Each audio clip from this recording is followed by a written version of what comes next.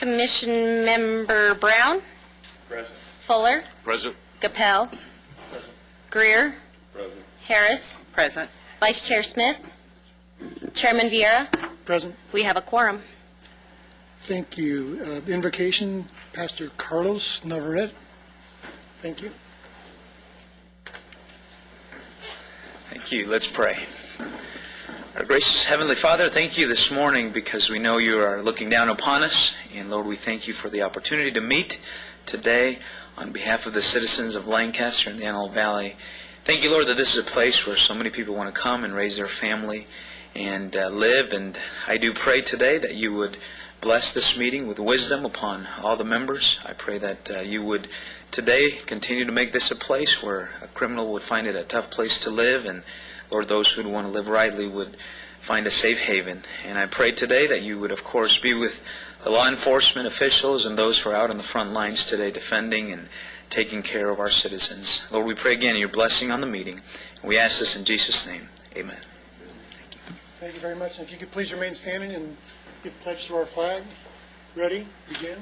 I pledge allegiance to the flag of the United States of America and to the republic for which it stands, one nation, under God, indivisible, with liberty and justice for all. Thank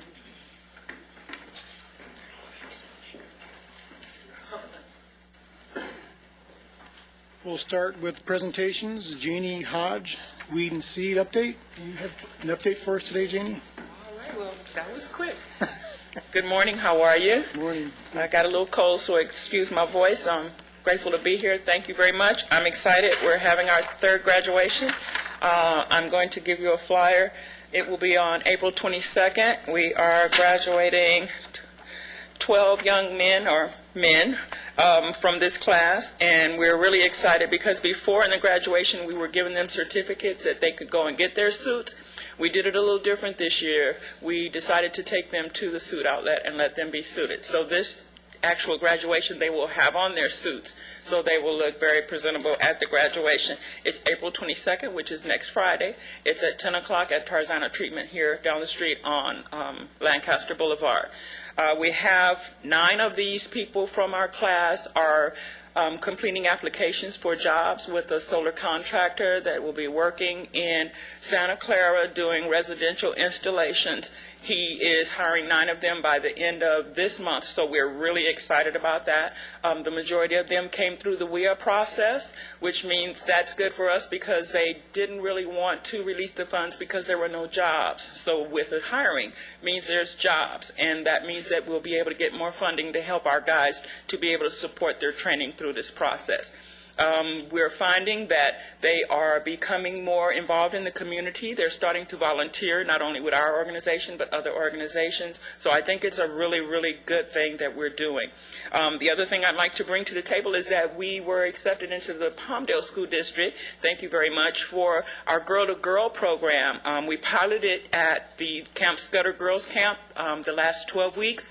When we got there, they were all very hard and very tough. When we left, they were crying and very emotional about the experience that they had for this 12-week program for anti-gang with young ladies. So we're bringing that program in a pilot scenario to 2 of the schools, Juniper and Willow Creek in Palmdale. And they will start in about 3 weeks, the 1st of May, and we'll do a 12-week series. We'll come back and report to you on that as well.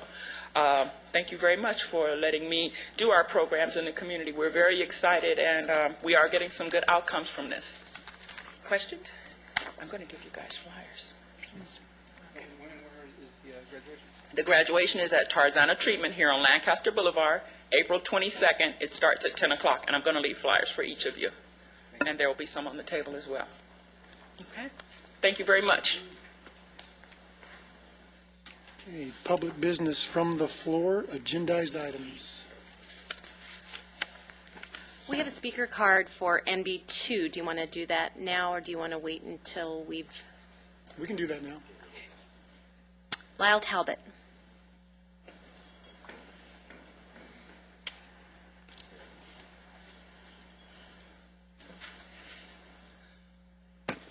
Good morning, and thank you. I just learned something new from this lady here. I did the surveying for Camp Scudder and Scott, and it was the boys' institution when we did that survey way back in the 50s sometime. Things changed. And I've heard there's a rumor going around town, and I'd like to nip it in the bud.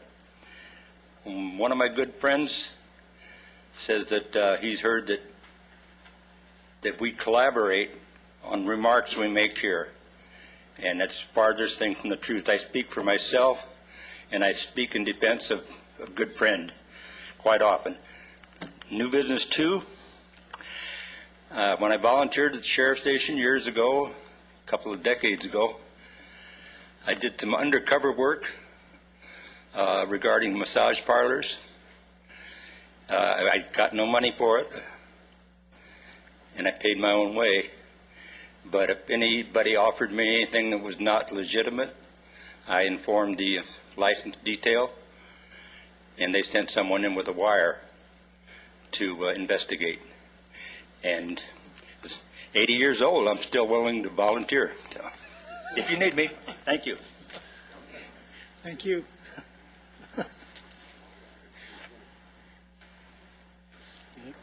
Okay, new business, item 1, discussion of and recommendation, City Council regarding criminal street gang ordinance and loitering in attendance at city events.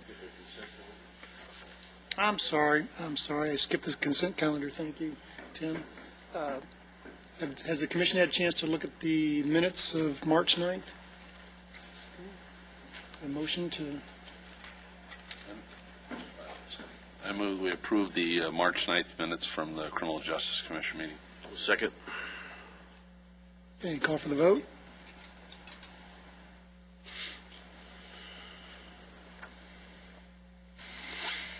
Okay.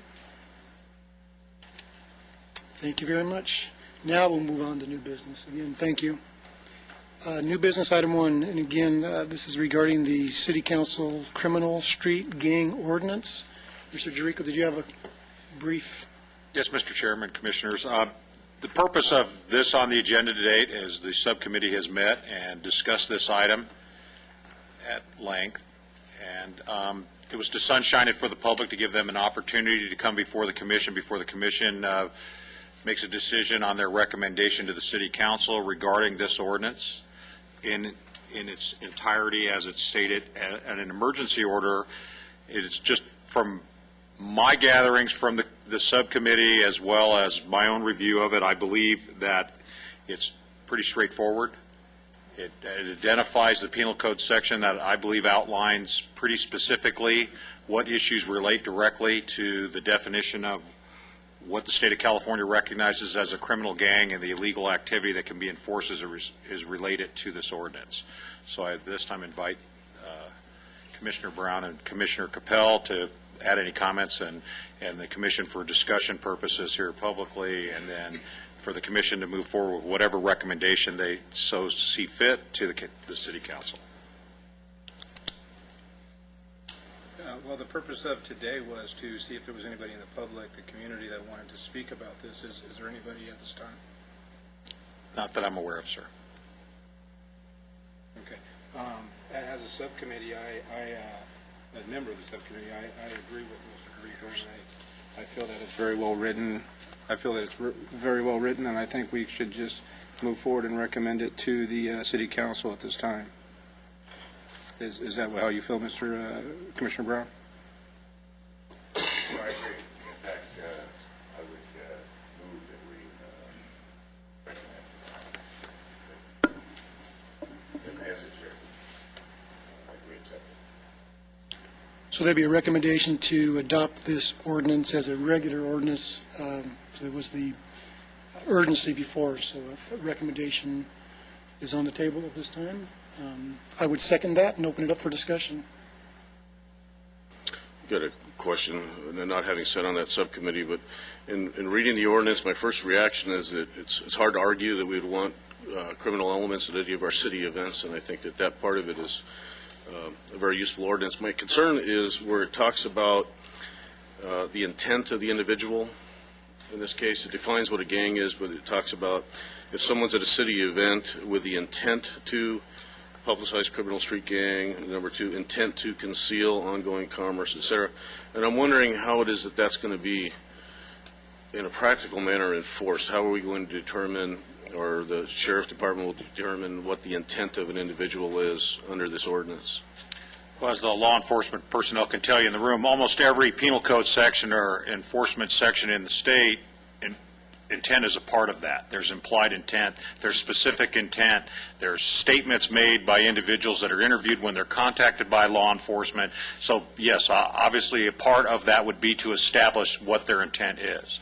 By the nature of the activity they're involved in and how they're identified in the penal code, it's very specific about what that activity is. And then based on that section is where you would go into through your investigation, establish what their intent is. I guess in my mind, I'm just having trouble seeing the practical scenario. I mean, if somebody could tell me, like, what an example of, for example, we're having a street fair on Lancaster Boulevard, and we observe X, that would be something that would fall under this ordinance. Well, I would say specifically is that they're congregated, they're an identified known street gang that's either been identified by the law enforcement or the federal government or however they're established depending on who they are, the manner they're conducting their activity, how they're commingling with other people that are participating in the event, and then the fact that if they're involved in any of the criminal activity that's identified here that you observe, that's how you would enforce that. Okay, so that's observable in terms of if they're dealing drugs, for example, Correct. Something of that nature. Exactly. Okay. I have a question for Mr. DeRico.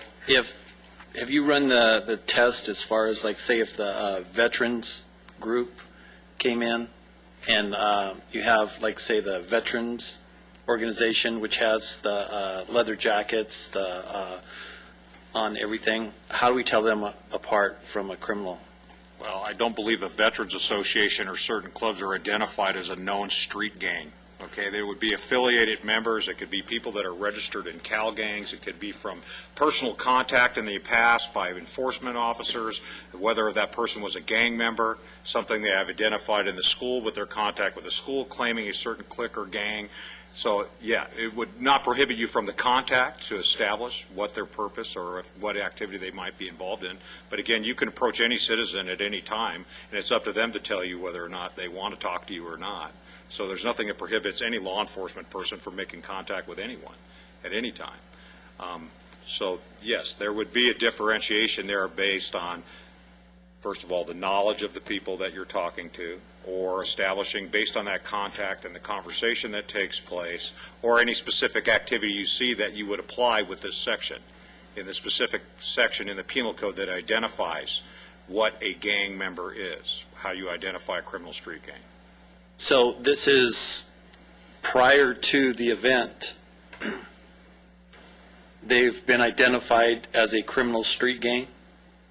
No, I wouldn't say prior to the event. In other words, you're saying that, what do you mean by event? Are you talking about the event in totality, or are you talking about the fact that the contact at the actual event, contact. you identify them? Well, it would depend on who they are. Okay, and again, that would come from a certain amount of knowledge. Say it's the Harley owner group, okay, which is referred to as the Hogs. And so you have a group of 10 members that belong to the Harley owner group. Are they identified as a criminal street gang? No, Okay, so this ordinance wouldn't apply to them at that time. that's correct, sir. Thank you. Lee, I have one question. So this ordinance is not that unlike, or at least in the basic thrust, the city of Los Angeles has ordinances that are similar to this that absolutely prohibit previously identified known gang members from congregating, not just in public places, but, well, I shouldn't say it, in public places. Is this unlike that? Very similar. And it actually, and many other municipalities also have a similar ordinance. There's been some challenges, but no significant challenge or overturn that I've been able to find. Thank you. But just to make it clearly, we are not targeting non-criminal organizations. We're absolutely not targeting non-criminal organizations. It's very specific as it's identified, and that's why I believe that we didn't need to add any more language to it. Just my personal opinion, just based on how specific the penal code section is regarding that and what identifies that. And again, you know, we have a very active gang enforcement unit. Our deputies are highly trained in gangs and how to identify gang members, and I believe that's pretty unilateral across all law enforcement here, especially in Los Angeles County or Southern California. And pretty much with some of the media attention to gangs, we can almost make experts out of people in their households just from watching television to a certain extent. So I think everyone's pretty clear on what criminal activity is, and again, it's specified here in the penal code. Does this include intimidation? Yes, sir. Thank you. Captain Johnson, does your department have any specific criteria as far as what is a criminal gang? Not necessarily the department, but the state penal code identifies the parameters for a criminal street gang. And because the language you've used for this ordinance, that's in there, and those are the parameters, 186.22, which identifies who becomes a criminal street gang. So we do have a very proactive gang enforcement team and detective bureau that keeps very close track to these gangs and the criminal street gangs. And what'll probably or could happen is that as soon as they realize what the parameters of this, they'll try to change over into not being considered a criminal street gang, but it's just not going to be that easy for them. Just based on their association, their monikers, their prior associations, we'll just stay on top of it as far as if they decide to form a new gang, which doesn't fall into that criteria, we'll make sure that they are a criminal street gang based on their prior history. Okay, thank you. Any other questions, points of clarification from the commission? And again, this is a recommendation to City Council to adopt Ordinance 953 as a regular ordinance. That's what we have before us. So with no further discussion, I would call for the vote.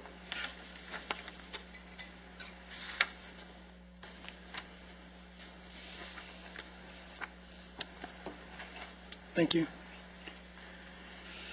New business, item number 2. This is with regards to another ordinance, and that is of the, what is it here? Ordinance 962 regarding massage establishments. Ms. Brubaker? Good morning, Chairman and Commissioners. On January 9, 2007, Ordinance 868, Massage Establishments, was introduced to the City Council for adoption and was adopted. Prior to going before the City Council, we invited all of the massage establishments and therapists in the City of Lancaster to attend a meeting and go over a draft massage ordinance at that time. We packed the entire council chambers and had standing room regarding the massage ordinance. The people in the council chambers selected approximately 15 people to represent them in crafting the ordinance that was approved by the City Council. It was those 15 people, it was personnel from law enforcement, our City Attorney Dave McEwen, and myself, that met several times with this group, emailed the ordinance back and forth until everybody was satisfied with that ordinance that went to council that was approved. On September 27, 2008, the state of California adopted Senate Bill 731, adding Chapter 10.5 of the California Business and Professions Code, commencing with Section 4600, relating to massage therapists and practitioners. Chapter 10.5 of the Business and Profession Code provides for regulatory scheme for the issuance of state certificates to qualified massage therapists and massage practitioners, commencing on September 1, 2009. Chapter 10.5 does not mandate or require that all massage therapists and or massage establishments obtain state massage therapist certificate. Rather, the acquisition of state massage therapist certificate is voluntary. The city is amending the ordinance to allow state-certified massage therapists and massage practitioners to operate in the city without undergoing duplicative pre-licensing screening procedures, yet still seeks to exercise local control over massage establishments, massage technicians, and massage practitioners. In addition, Chapter 5.35 has been amended to address various items discovered by Los Angeles County Sheriff personnel, Housing and Neighborhood Revitalization personnel, the District Attorney's Office, the city's prosecuting attorney, and massage establishments and therapists that were inadvertently omitted when the ordinance was adopted. So the changes do not affect those legal massage establishments, practitioners, or therapists operating in the city of Lancaster. It clarified some issues in there for when we're dealing with suspending, revoking, or terminating businesses, massage establishments, and therapists. Staff mailed out letters to all of the licensed therapists and massage establishments on December 2nd, 2010, and January 20th, 2011. And we received no calls regarding the ordinance. We included the ordinance for their review. The mayor and the city council wanted the Justice Criminal Commission to review the ordinance and recommend to them the ordinance if you have recommendations.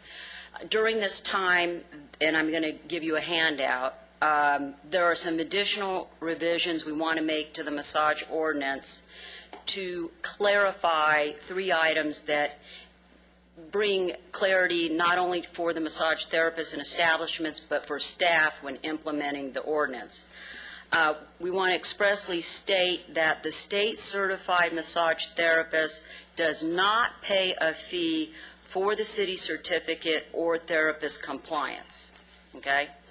It will also be added, it will expressly state that a state-certified massage therapist who is an employee, not an independent contractor, shall not be required to obtain a general city business license. The state-certified therapist will need to provide either a W-2 or 1099 in order for the city to ascertain whether the business license is required. Third, expressly state that a massage operator who either 1 is a sole proprietor, 2 hires only state-certified therapists, does not need a city massage operator's permit. He or she will be required to obtain general city business license and will be issued a certificate of operator compliance for which no fee is required.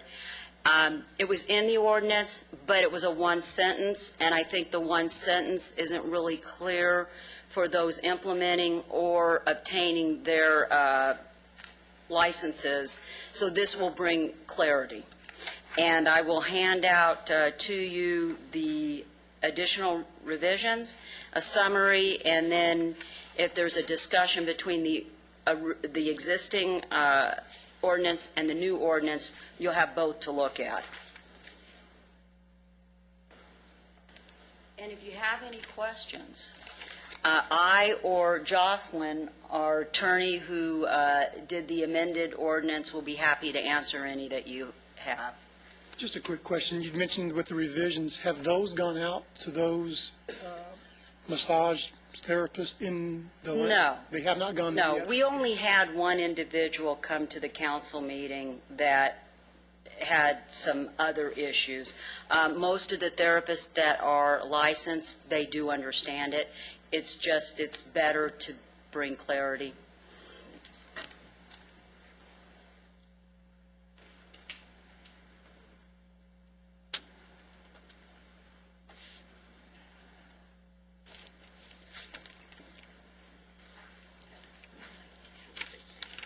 I have a question, Ms. Brubaker. You mentioned that this had not gone out to all the parties that you had sent the initial proposed ordinance. Just the 3 additions that actually take the 1 sentence and create a paragraph, no, we have not. Is there any intent to do that, or? No, it's in the ordinance. It's just, it brings clarity for those who will be obtaining a license.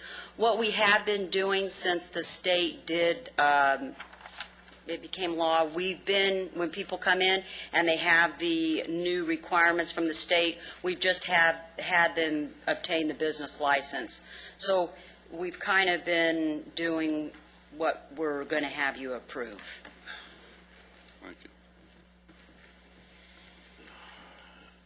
I've got a few questions, I guess.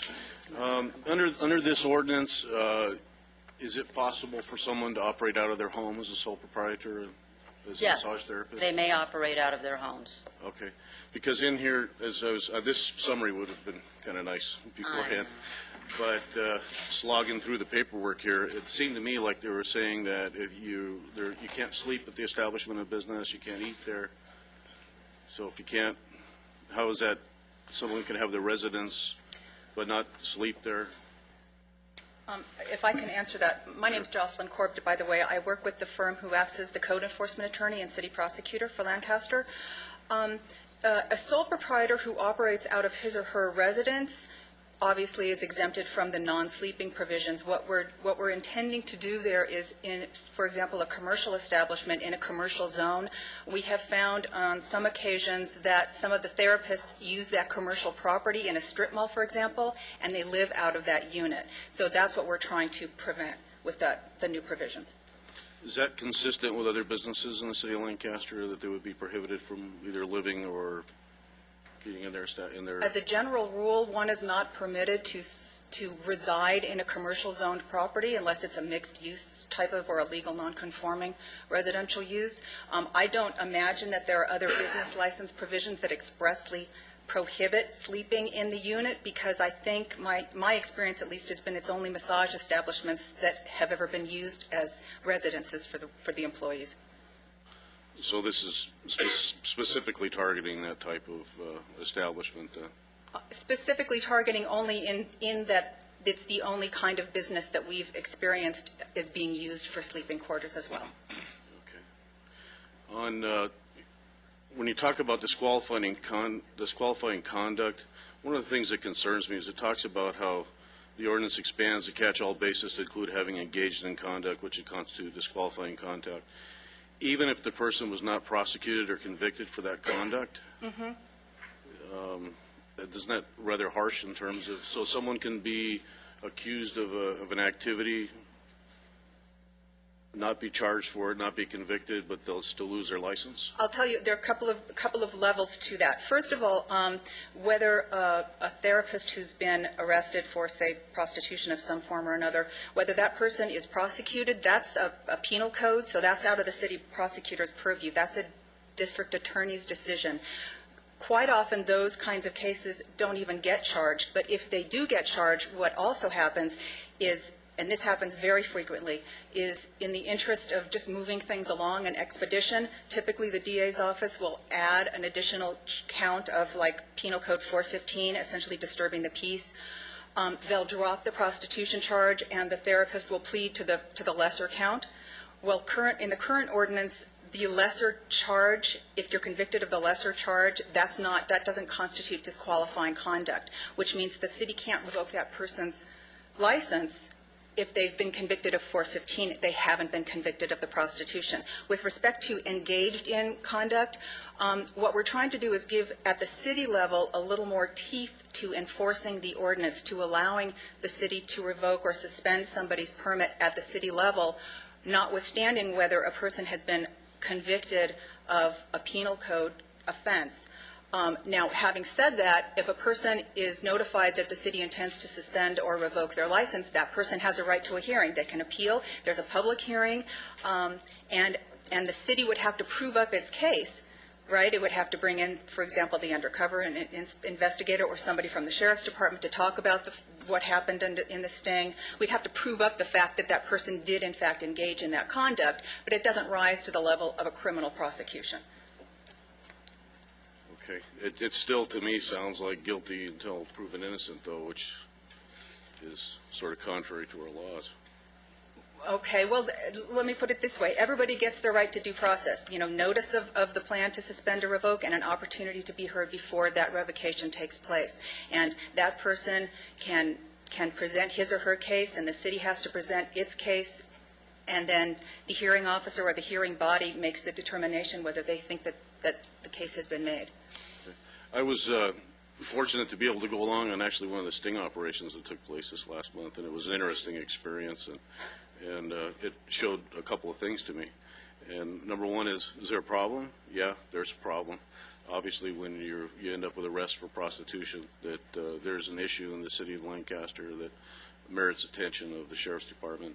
And but the second thing is that the laws that were utilized in those operations are those that are currently in effect, and that they were pretty darn successful in those prosecutions. And that I wonder.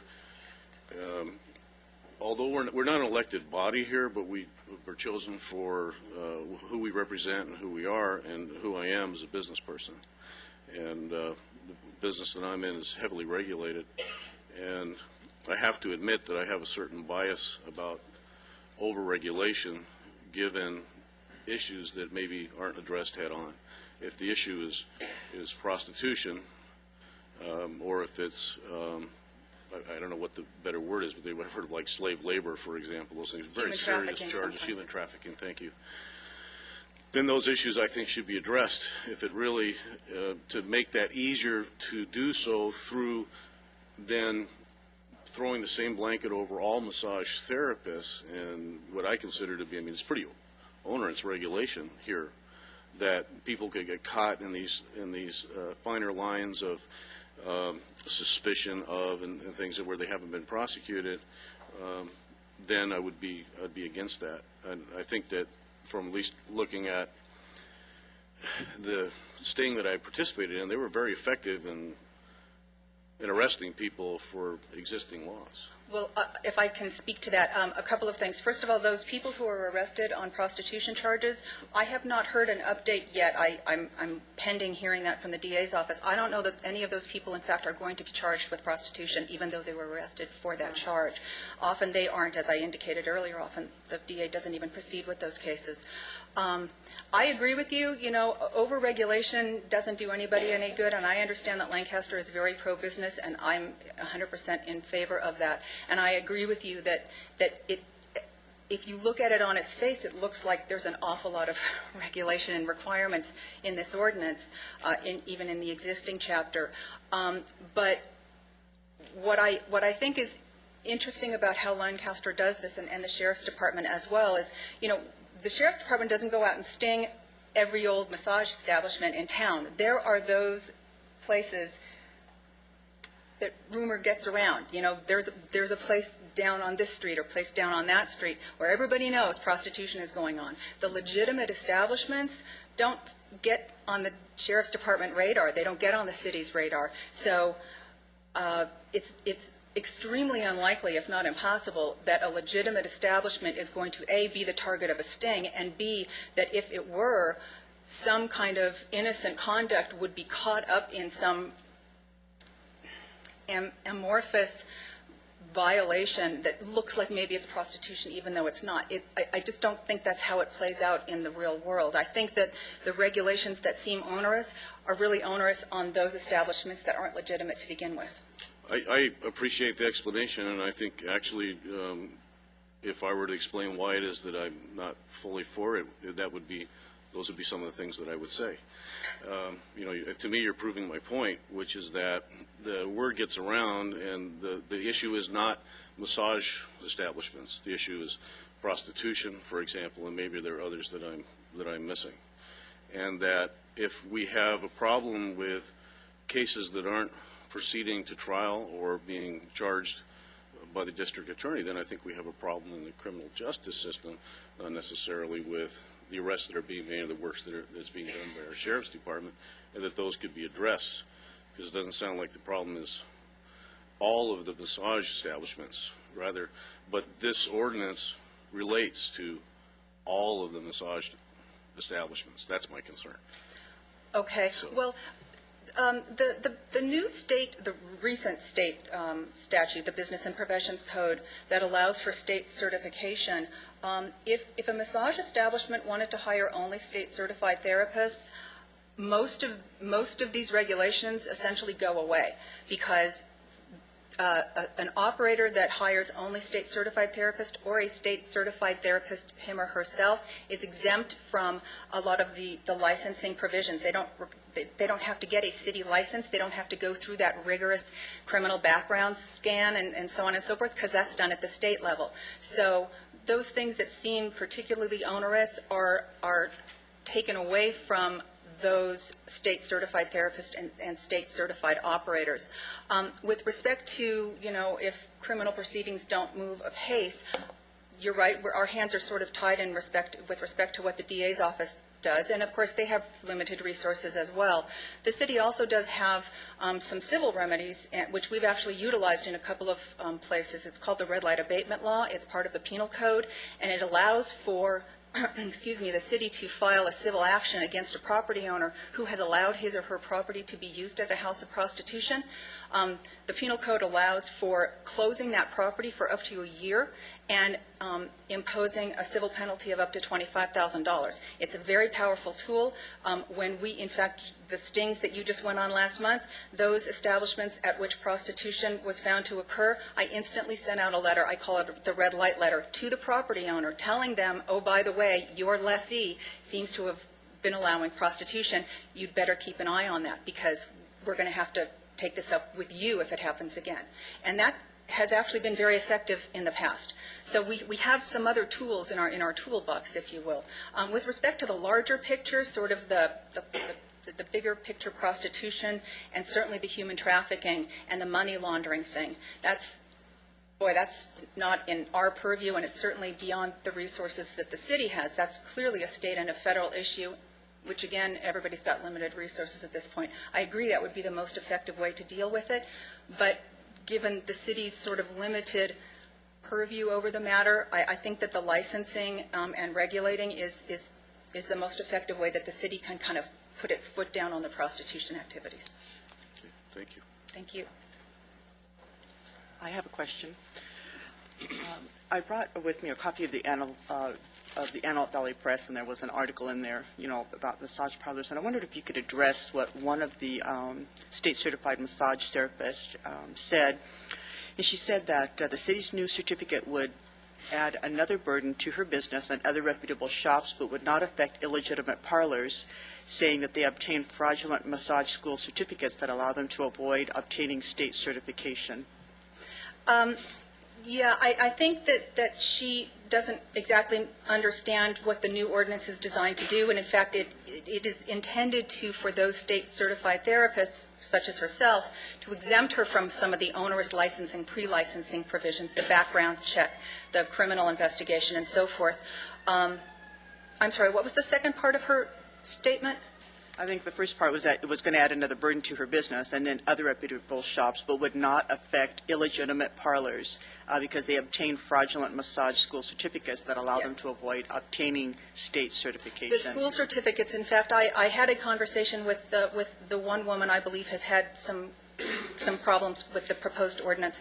And I indicated to her, and in fact, if you look at the ordinance, it is true, there are provisions, there are requirements for having a certain number of hours of education and training from a legitimately recognized school of massage. We check with the State Department to see if they're licensed or approved by the state. We check with the National Massage Search Commission. I can't remember the name right off the bat. And in fact, the day I had that conversation with that woman, and I believe it is the same person who's quoted in that paper, we denied 2 licenses for therapists because they didn't have proper educational credentials. It is a grounds for denial or revocation, and we have used it quite often. Why does she think it's such a burden then? You're saying that she just didn't understand because she said she's saying it was a burden, to her business and the other ones. I think we were talking about the overregulation. Again, I think that was the concern. And I don't know why, because she's state certified. So what she would need to do is come into the city, show us, let us take a copy of her state certificate, get a general business license, and she's good to go. Right. So. You're saying not sure why. there's no cost to that city? You have to pay for the general business license, but there's no fee for the certificate of compliance, which is what we would issue a state-certified person, versus a regular city massage license. There's a fee for that, but if you're state-certified, we issue you the certificate of compliance. There's no fee for that. And that additional fee is for the cost of all of the staff that has to process that business license. It's based on time, paper, salaries. So when you have the other business license, that goes away. We don't have to pay for that. And how long is that license good for? Does it expire after a period of time, or? The city certificate or license is good for a year. Okay. And I'm not sure about the state. It's either 1 year or 2. I don't recall. I got a question for you. After hearing you talk here, the deputies go out and do a sting. Nobody's arrested for prostitution, and a letter goes out. Well, what else is the outcome? Oh, no, if there are no prostitution activities discovered at an establishment, we don't issue a red light letter. If they find, for example, that there are other, say, municipal code violations, perhaps some violations of the massage ordinance itself, code enforcement might issue a notice of correction or a notice of violation, and then we would proceed with a regular code enforcement case with respect to those violations. If there's no prostitution, that's the end of it. But these people were arrested. Yes, at 2 of the places I believe there were arrests for prostitution. Those cases are, I'm assuming, have been forwarded to the district attorney's office, and I don't know yet, I don't know status of whether the district attorney's office has decided to file those cases or not file those cases. But because that's state penal code, that's not in the city prosecutor's purview. That's at the DA's level. Okay. Thank you. Chairman Vieira, I might be able to add something to Commissioner Harris's comment. I believe the person who we're talking about was being advised and did talk to a statewide organization that supports massage therapists, and they have some statewide issues on this subject. And I don't think there was an understanding, at least at the state level, that this was an existing ordinance that was being amended to make it easier for state licensed therapists. We did get in touch with the state person. They were not able to make it down here this week. The person was out of the country, actually. So I think that may be where some of the confusion came about. I do think it's probably in our best interest, and Jason and Liz will get together maybe with the one person again to make sure that she has a full understanding of the ordinance. But I think it is important to realize this is an existing ordinance that was being amended, not a new ordinance. I had a question, and I'm sorry I missed it at the beginning. Who do you represent? And I missed your name as well. My name is Jocelyn Corbett. I'm with a private law firm. We act as the city's code enforcement attorney and their city prosecutor. So we help them enforce the municipal code. We work with the code enforcement officers extensively. And then we do bring municipal code violation misdemeanor criminal cases to court. And if I understand, the real purpose of this was to try and avoid some duplicate licensing? The purpose of the new ordinance to amend the existing massage license provisions of the municipal code are to comport with the state law concerning state-certified massage therapists. Again, the state law requires that cities exempt state-certified therapists from certain licensing regulations, and so this new ordinance is intended to comport with those new state requirements. And for some reason, I'm missing the issue. I'm not sure, why is this an issue? What is the problem that we're addressing? The Lancaster Municipal Code has to match state regulations. So we're amending the ordinance to be in compliance with the state of California state laws. And it's regarding the educational component. The state's requiring, or to further their education, they get a certificate which then allows them not to have to go through the city's additional ordinances that they have, other cities as well as ours. So, and that, it sounds pretty sensible. What's the other side of the argument? Why is this an issue? Why are we worrying about this? I'm not really, frankly, certain what the concern is at the state certified therapist level. The one woman I spoke with, I have to admit, I had a little trouble understanding the thrust of her concerns. I did speak with somebody at the State Massage Therapy Council a number of months ago, and he and I seem to be understanding one another about the purpose of the revisions to the ordinance to comport with state law, and he was in favor of that and thought that was a good idea. The other minor changes that you'll see in the summary of revisions are just to clean up the city's internal enforcement provisions, so that we at the city level can more effectively enforce the municipal code. So as we scroll through this, the impact would be on those that are state licensed coming forward. Do they do that anyway at this point in time with the city? Do they come in and? Do they come in and obtain a license? Yes, or a certificate, or? Yeah. Okay, so the impact isn't there than what I'm hearing. It's less of an impact on those who get the state certificate. Because they're exempt because they have the state. Correct. So we don't have to do the fingerprinting process, the application process, Is that the current method by which they go through at this point? Yes. So it's simplifying that, is that? Yes. Okay. Chairman, what's happening now is that the city is actually, because the new ordinance hasn't been passed yet, the city is actually, I have to say, acting out of conformity with the existing municipal code provisions, because the existing code does not have these state-certified exemptions. So we're processing state-certified therapists in conformance with the state law, with the assumption that the new ordinance will be passed, but it's not actually in conformance with the existing. So the way I understand it, you're basically trying to come in alignment with the state requirements, if you will. Yeah. I guess what and maybe some of us are trying to figure out is what is the impact of that on those businesses currently here in the city of Lancaster. It appears what I'm hearing is that there is no difference with those that have a state license. In fact, it's going to be easier because they're exempt from going through what they currently go through.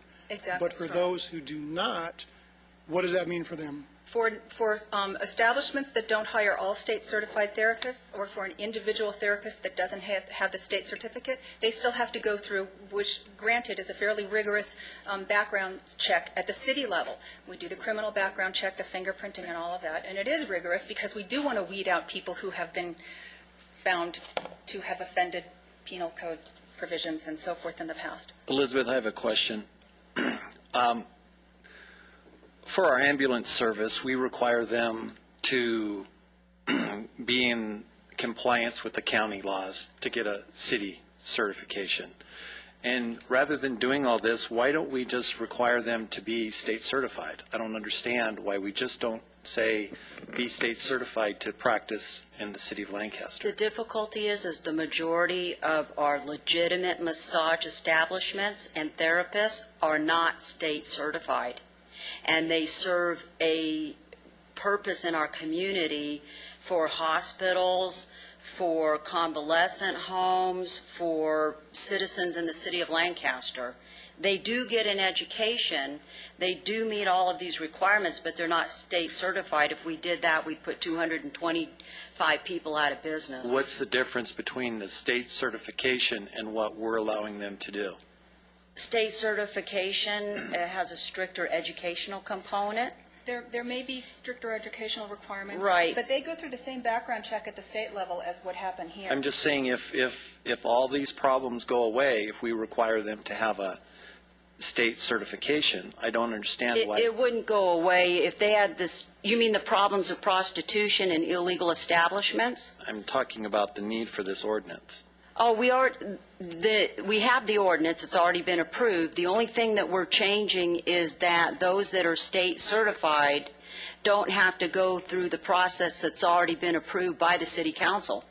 So if we required, other than the job, the loss of... Oh, you mean not have, then all those that are state certified, we just still make them go through the existing process? No, I'm saying we exempt them. So if they, like on the ambulance, if an ambulance company has a county license, they can get a city license. If they don't have a county license, then they cannot do business in the city of Lancaster. Is that correct? That's how the ordinance was originally written. When our ordinance was originally written in 2007, there wasn't a state process to go through. That's why it didn't say that at all. What we're trying to do is make it like the county one, where if they make the state requirements, they just get a business license. All ambulances have to have a business license to operate in Lancaster. What we're trying to do is make it like the ambulance one, because when we did the ordinance in 2007, there was no state process, there was no state certification. So we're trying to make it like that. Okay. But just to clarify as well, for those that now are exempt from going through all that duplicated services, we're not precluding those others who are not state certified from still doing their business if it's legitimate and those items that you talked about, whether it be at the hospital or in private offices and such forth. Yes, they still come in and get their massage establishment license or massage therapist license, and they operate. And that's through the city? Yes, that is correct. But it does make that process more onerous. I think it simplifies it by saying that the restrictions are only affecting, that this law's intent is only to change and be in compliance with state licenses, because if that were the case, that's all that would be stated. But there's a lot of other things that are put in here that allow for much stricter enforcement at a lot of different levels for those who are not. And we've already been told that from a practical application, they're not going to be going after, they being law enforcement, any establishment that's out there, whether they're state licensed or not, but rather those that have had complaints, those where it's known, either advertising in an illicit manner, which is addressed already in the ordinance, et cetera. But it does make it more onerous for those people who are not state licensed. And what we also just heard is that that's the majority of the people who are in business as massage therapists in the city of Lancaster. Correct?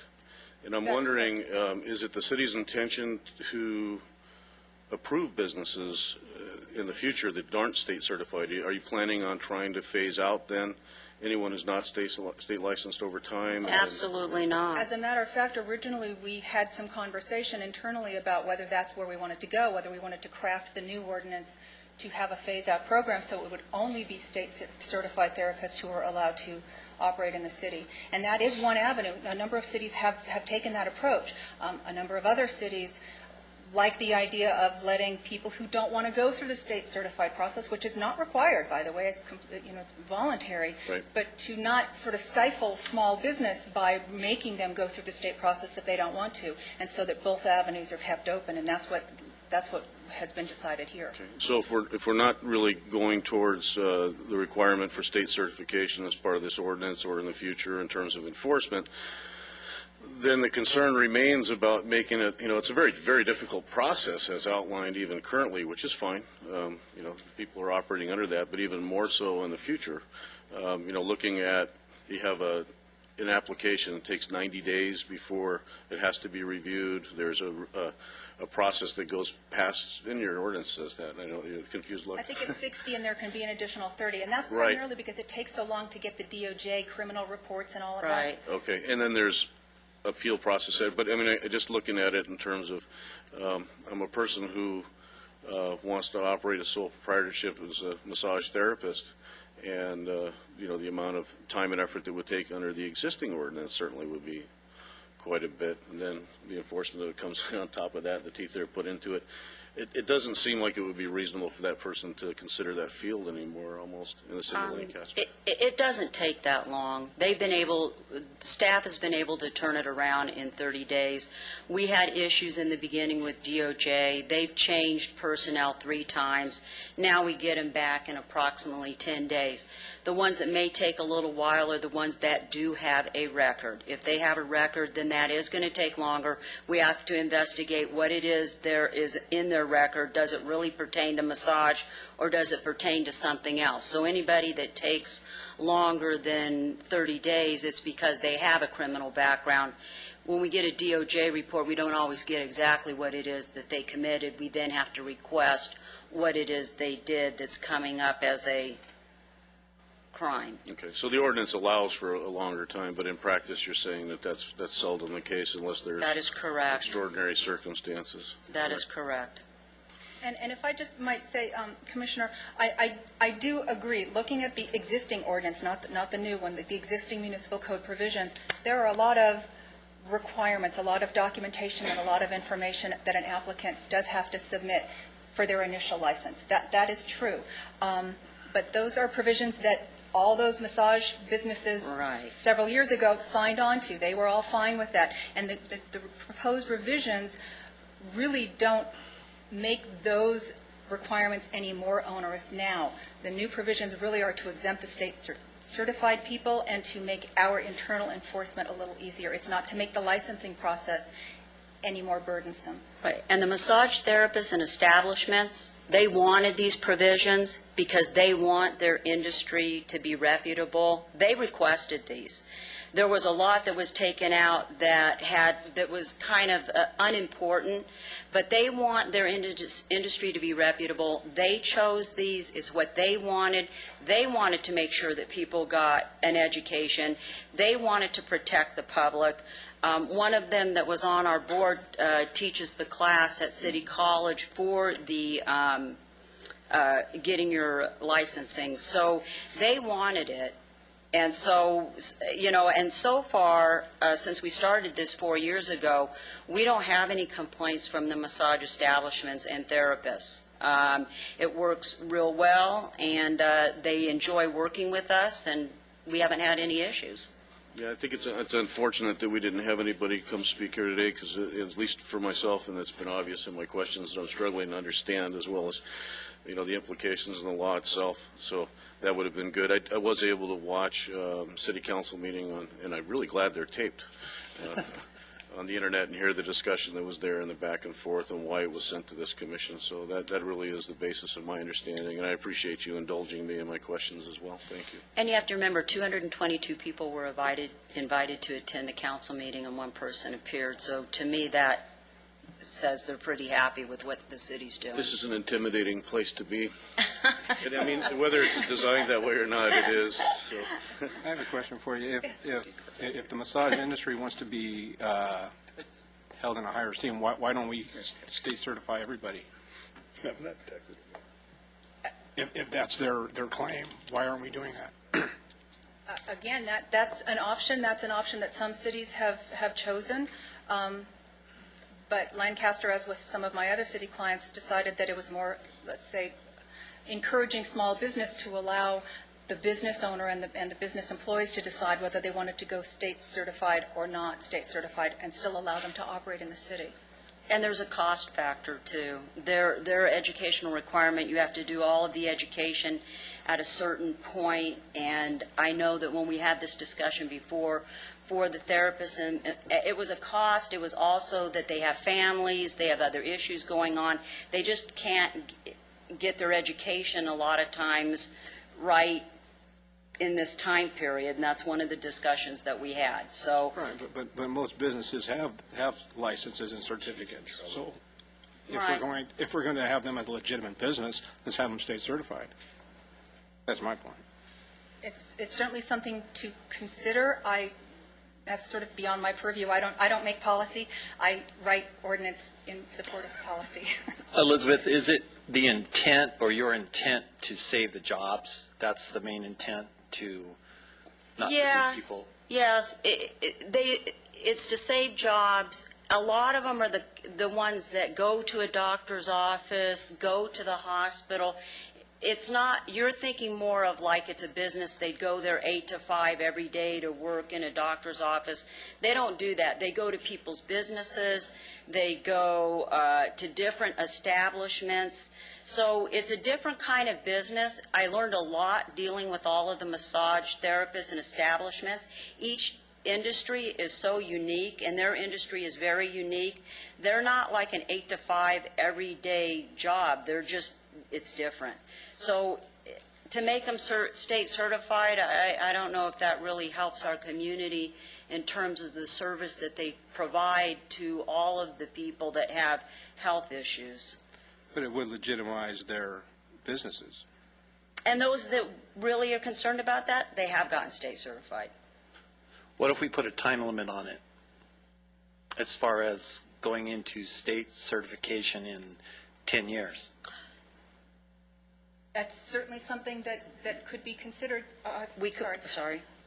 Wouldn't that solve both sides of the problem? I do want to say, I'm sorry, no disrespect, just because the state has has promulgated this statutory scheme whereby at the state level people are certified, doesn't in and of itself mean that the problem of criminal element using supposedly legitimate massage establishments as houses of prostitution, that's not going to go away just because we've got this state certificate program, because the criminal element that really uses these massage establishments like to launder money and for human trafficking and so forth, they're smart enough that they're going to get in front of the curve, right? They're going to have all their people get the state certificate, and then they're still going to continue their operation. So that in and of itself, I don't think is the silver bullet.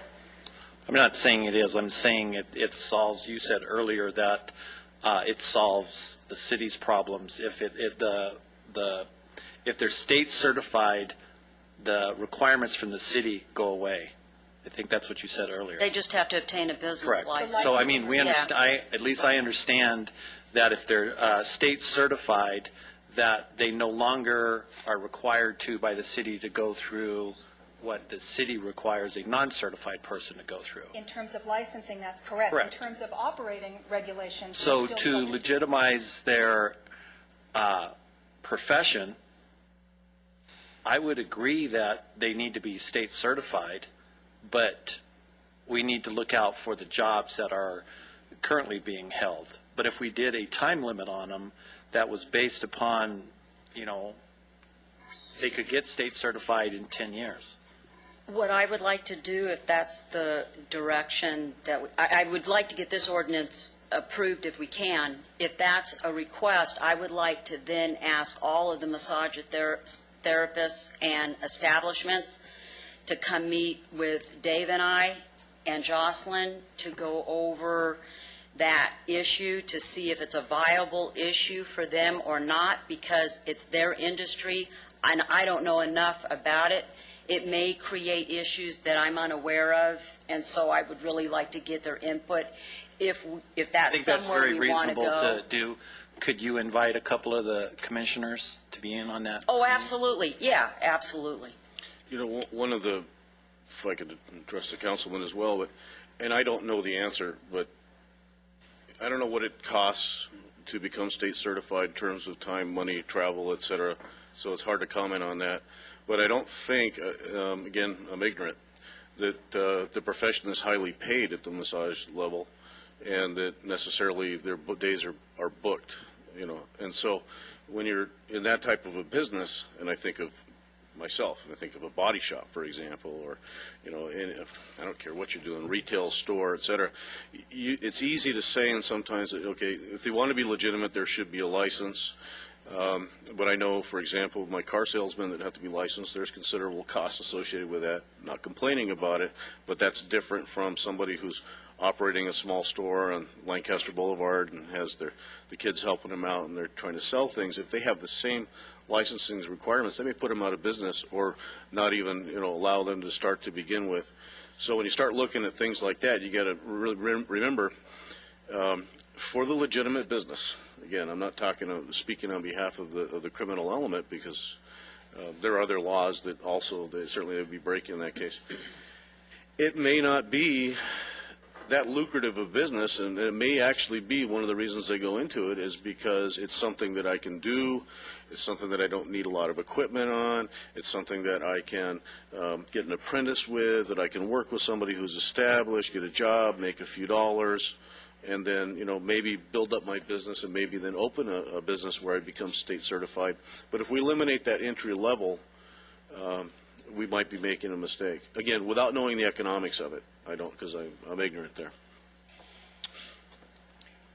It's my understanding that we do have a massage therapist in the audience, so if the commission would like to entertain any comments or ask any questions, and if that gentleman is willing to come forward and add to this discussion, we'd welcome that. Hi, my name is Arpad Kovac. I'm a massage therapist, have been for about 23 years, and my first time sitting in on something like this, so I didn't know the proper procedure, where to sign up or who to talk to. But if you had any questions, any concerns, I could speak on my behalf. But it seems like it would be a good idea to maybe address some of these issues with the larger group of massage therapists. There are some other concerns that I had for students. When they get out of class, it's hard for them through the city to obtain so much funding to pay for their licenses, fingerprinting, and to my knowledge, you cannot have a felony record as a massage therapist. So if they do go through training in school, automatically should be noted that you cannot have a criminal record to do this job. So as far as being state certified, it's a good thing. It does bring credibility to our profession. It is burdensome to try to go get our fingerprints every year and go through the process. We have to take about a whole day trying to run the whole process of getting all that done. And not only that, for business owners, I work for Bella West Spa and Salon, and the business owner has to go through pretty much the same thing we have to go through, and it's very burdensome for her too, on the city level, to keep going through this whole process every year. So I don't know if there could be some way, and if you do get fingerprinted and note that you're not a criminal, maybe instead of every year doing it, go to 3 years, and then if you haven't done anything in 3 years, maybe go to 5 years and extend it like that, make it easier for people that are just starting out massage therapy, like students per se. But I don't know if there's any other questions I could address. I have one question. Have you taken the time and had an opportunity to review this 27-page ordinance? I did not. No. Okay. And that's why I was saying I didn't know the whole process of the ordinance, what it was entailing, but there were a lot of questions being raised, and if there was any questions on some of the things I could answer. Pardon me? Are you state certified? I am not. I started out back in 1987, and all we had to have was, I think, 167 hours or 178 hours at the time. So for me to be state certified, and there's going to be a certain hour of recommended hours to be state certified, I don't know what that's set at the moment. On the state certified, we have not looked into what the requirements are to be state certified, because it's voluntary. It's up to the massage establishment or therapist to go and be state certified, so we don't get involved in what the requirements are. If there's some kind of way to grandfather people in, like myself per se, that I have 500 hours, and that was through state of Hawaii. I had to meet those requirements. And like I said, I've worked 23 years, and in that period of time I've obtained knowledge, but not certified courses per se. When did the state certification come into effect? The state certification? 2008, September 27th, 2000. I'm sorry, that's when the state California adopted Senate Bill 731. It actually was effective September 1, 2009. One of your concerns about the students, I mean, there's questions about what it takes right now to become a massage therapist, and that's not anything that we're actually discussing today, because the ordinance already exists, but just we're looking at the specific modifications to the ordinance and whether we would recommend to the city council to approve or not, and that would be non-binding as well. That goes to city council just as one more piece of information for their consideration.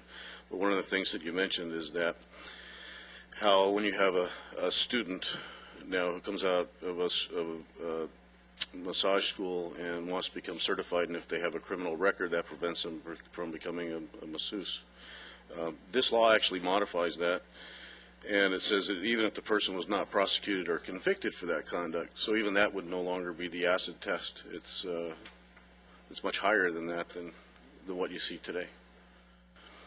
It'd be more difficult. I think as far as putting a standard on a profession is a good thing for people to get out there and feel good about what they do. And unfortunately, there are people that misuse what professionals set out to do to help people. And under that banner, people set up their own gain, prostitution, trafficking. But I believe those people are going to still be able to do what they do. But as far as on the state level, it would be more reputable for people to get state certified, and it would be easier for us not to have to every year get fingerprinted and go through the whole process of getting pictures taken. It just seems mundane for someone like me to keep doing it when I've massaged for so many years and keep having to do that every year, knowing that I'm not going to be doing trafficking or prostitution. And so for someone like that to be able to go to a level where maybe it's first year, then every 3 years, every 5 years, and to show that you're reputable, that would be a great thing too. Any other questions of this gentleman? No, not at all, Todd, no. Thank you very much. Thank you. I had a couple of comments, I guess, more than questions, and they were really addressed to Ms. Brubaker and Jocelyn. I missed your last name again. I apologize. Corbin. Corbin, thank you. Fortunately, waiting to the end, I had an opportunity that a lot of the people commented on things that I was concerned about. And one of those items is, as Commissioner Fuller mentioned, that to have an accusation made or to be accused of something or be suspected of something and yet not charged or charged and not found guilty. That's not how we operate. I think there's a little confusion there. What takes place is people come in and get a business license all the time. Then every year, the Sheriff's Department does a operation, either with vice or not, and they go into establishments. Now, when they do, that's when this whole thing kicks in with if they get arrested. We don't revoke their license right there and then. They get arrested, they go down, then they can either plead to a lesser charge or not. Then we start our process. But they operate during that time until they're found guilty. No, I understood that. I thought in Jocelyn's example she uses that the district attorney's office may fail to bring them to a trial or successfully convict them on felony, and it may be reduced down to something as small as disturbing the peace. Wasn't that the example you used? Yes, that's exactly correct.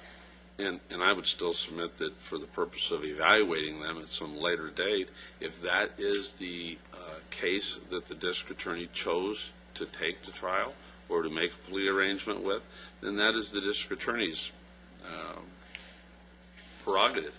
I've never heard anything in this area about law enforcement or the district attorney's office being bashful about prosecution in any way, shape, or form. I don't necessarily think that they are either, but I do know that quite often, in the interest of justice, they do add the disturbing the peace charge and then knock off. Doesn't mean that they couldn't make a case. And I've heard the judges speak about judicial economy. I understand the concept. I'm just saying for later evaluation, to consider in any meaningful way the fact that they were charged with something and at the end of the day settled for a plea that was less. That's a determination that's made by the district attorney for whatever the reasons are. It is, and you're absolutely right about that. And for purposes of a criminal case moving forward or not moving forward, that's not in the city's purview. That is at the discretion of the DA, and I respect that. But I also don't want the DA's determination of a particular case to hamper the city's ability to regulate the city's licensing provisions. So just because somebody has not been convicted of prostitution, if the city believes that somebody has engaged in conduct that is contrary to what the city's licensing provisions contemplate, that the city should have the authority or the power to try to make its case why their city license should be revoked. Not moving forward on a criminal case, again, that's the DA's purview. But those two things are really separate, so we're looking at administrative authority versus the criminal. Right. One of the other observations I made is that there really, other than the gentleman who just spoke, there aren't a lot of individuals here from the profession. Typically, I think that means that there may not be a lot of objection to what's being proposed, and hopefully that's the case today. I'm always surprised, though, when, and I know there's lawyers in them, so I have to be careful, when you leave them in the room alone long enough, there is, for the gang ordinance that we, for amending existing gang ordinance, that was 2 pages this afternoon. For massage parlors, it takes 27 pages. I don't know if that's a reflection of how complex that law is, or billable hours, or a combination of both. But it's always interesting to me to see 27 pages for this. And the title, I think what we're all talking about is really and truly, I don't know anyone up here or any real reputable citizen in this community that doesn't want to have prostitution eliminated. That'd be wonderful. And that's really what we're all talking about today. At the end of the day, this is a massage parlor ordinance, and it would have been nice if it would have been titled something other than that. Some ordinance to combat prostitution as it, affects legitimate massage parlors. Except, Commissioner, and I appreciate what you're saying, because there's an existing municipal code chapter out there, the 27 pages, it's not 27 pages worth of changes to the existing municipal code chapter. Because there were some language changes to a number of provisions, really just kind of cleaning up the language, not changing the regulations necessarily, but things were restructured as well, so existing provisions are now have a different section number. Right. So rather than just write the ordinance so that the particular sections that were changed were included, we decided to have the entire chapter there in the ordinance. What I had done at some point was I had a version that bolded the sections that were actually new language so that it was clearer to council when they reviewed it what provisions were new and what things were existing and maybe just renumbered. And I think that by the time it got here, those bolded passages are gone so that you can't see clearly that the vast majority of those 27 pages is existing. It's already in the chapter. We did receive a copy of that actually like 2 months ago when this first came up, so all of us have seen that. And I don't know if you've used that in your review in the last few days or not. I do wonder if 25 pages didn't make it clear if 27 helps. And it, again, it does add some things other than just the state licensing. One of the other concerns I had was that initially Mr. Baker delivered a recitation of further clarification of one of the components in here when he initially spoke. And I asked if those had been delivered, those further clarifications, since you had forwarded information to all the businesses that are affected. Had we sent those, and you said no. That's something I would think would be beneficial if it's important enough for us to want to have further clarification on it now in these chambers and for these commissioners to consider. Maybe the people that are going to be impacted by this should know about those as well, other than having to be here today.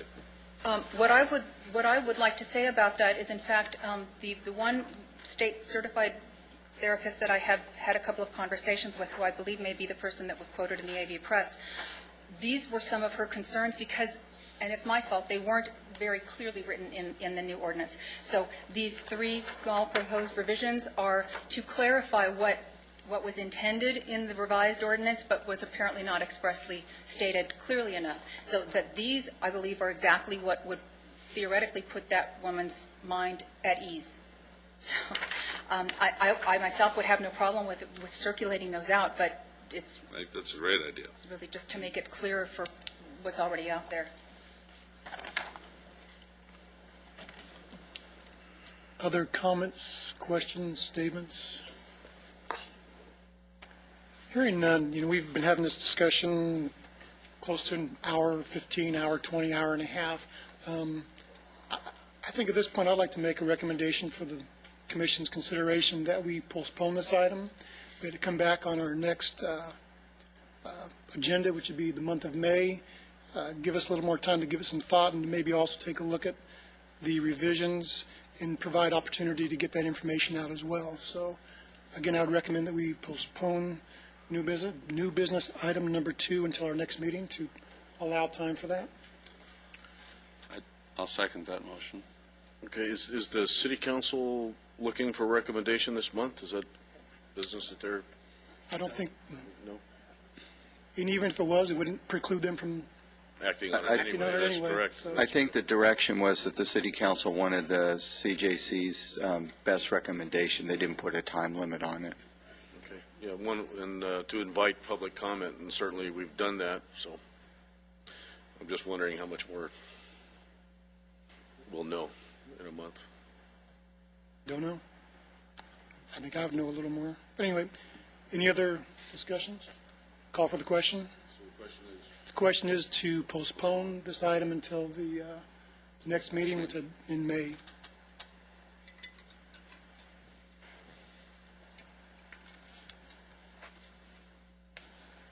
Thank you. And we will move on now. Commission staff presentations, updates, and reports. Monthly crime stats. Jim Cobalt. Thank you, Commissioner Vieira and Commissioners. The reporting period for this particular presentation is March 6th through April 9th, 2011.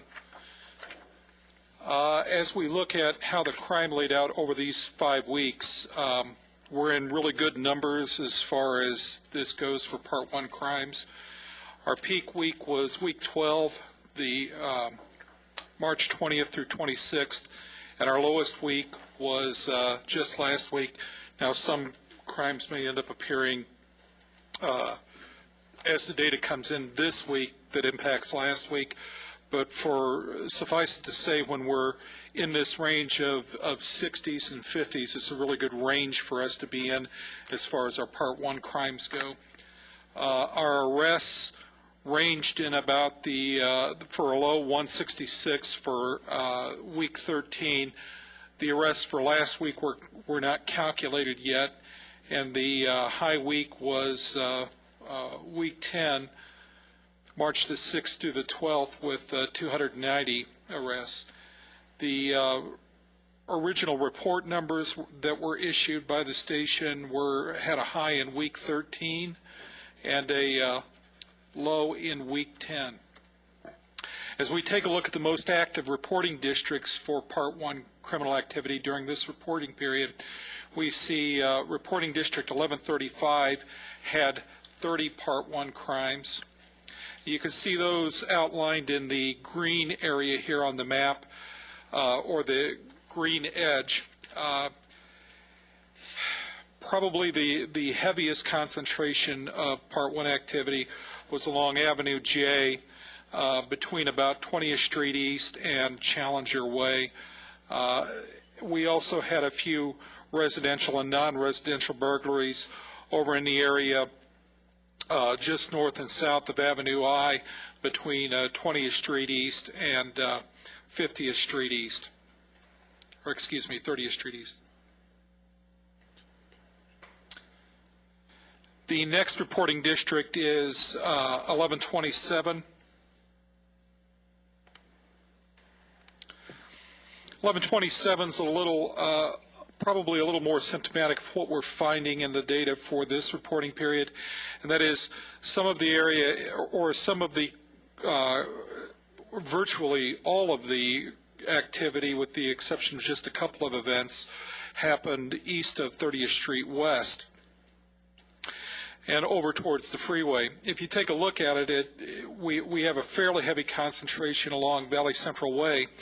And then what we're seeing in the data for this particular reporting period, we're also seeing a concentration down around some of the apartment complexes and things like that, particularly those along Avenue J8 and between the freeway over to 30th Street West. The next area of concentration is 1126, and that goes essentially from Avenue J down to M, 10th Street West over to 20th Street West. Again, we get a pretty heavy concentration of activity in the apartment complex along, well, Sunset Ridge specifically. And then if you take a look just across outside of 1126, you can see down along Gadsden as well, we have a pretty heavy concentration of Part 1 crime activities as well. The thing that's disturbing about what's going on over on Gadsden is these are not property crimes over here. These are also crimes of violence, robberies, aggravated assaults, and things like that.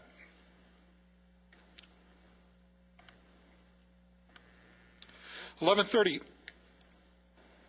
1137 has also the concentration along some of the rental properties along 20th Street East, just south of Avenue J. We see a fairly high concentration of residential burglaries and other property crimes in these particular areas.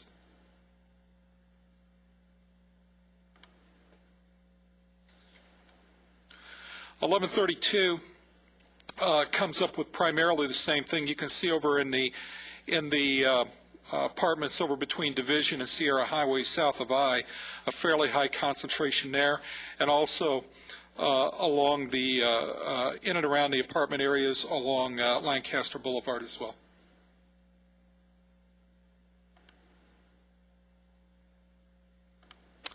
And then finally, 1123. Again, we can see the areas up here of the apartments that are just west of Sierra Highway, south of Avenue J. You can see the concentration of Part 1 activity around there as well.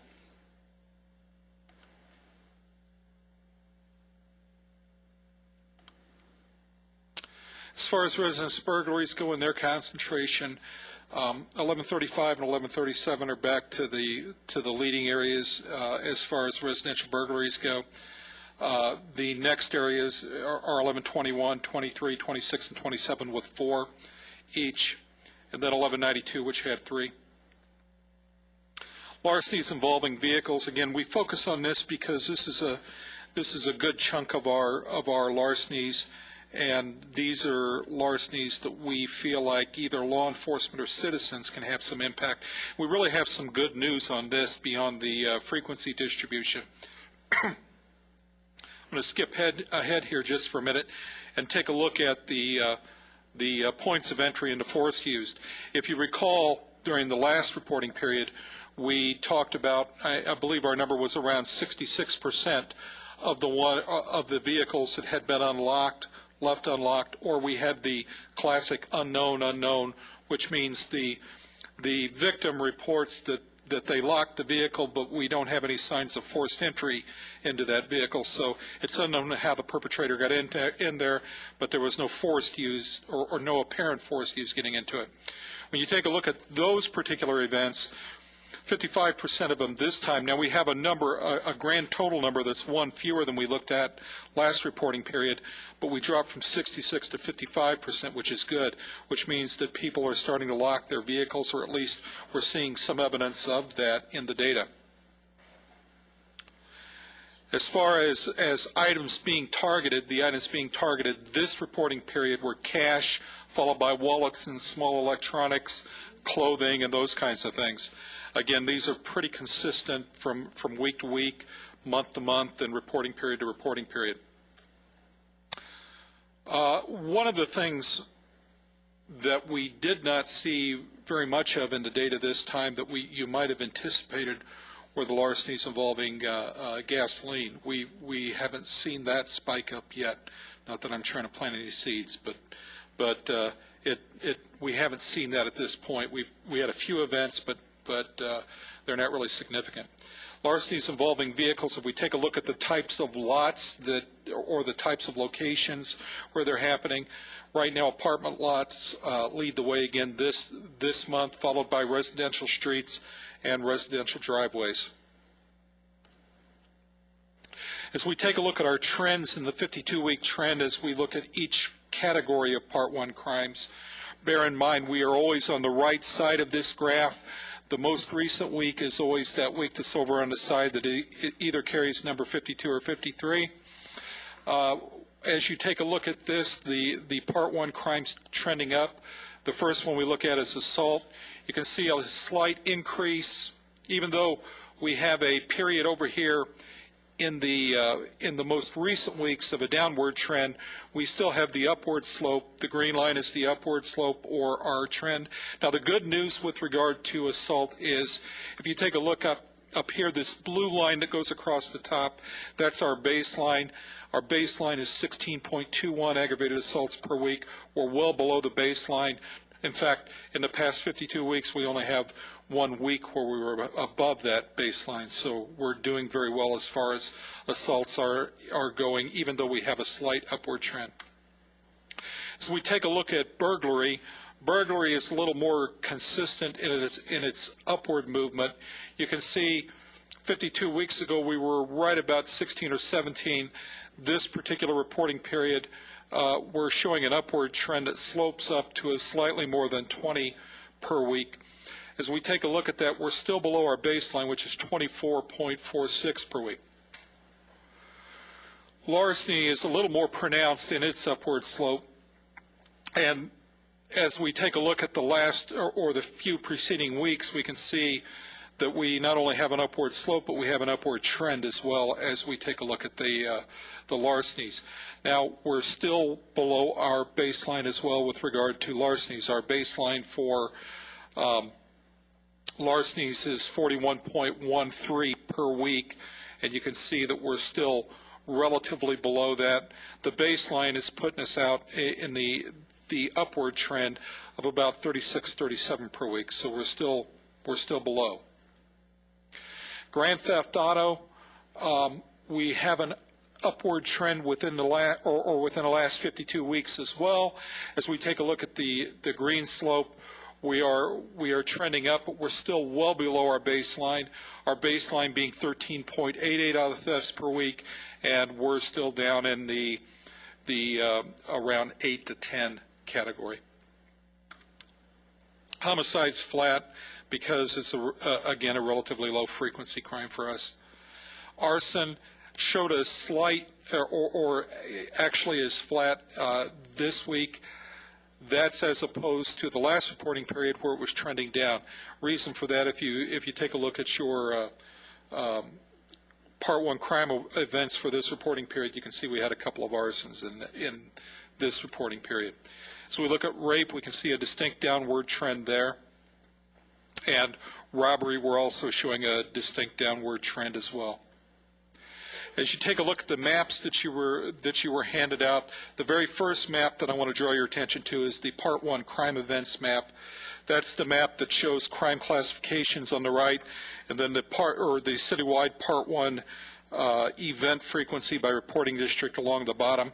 What you can see in that map is, for this reporting period, our most active reporting districts were 1135, 1137, and 1121.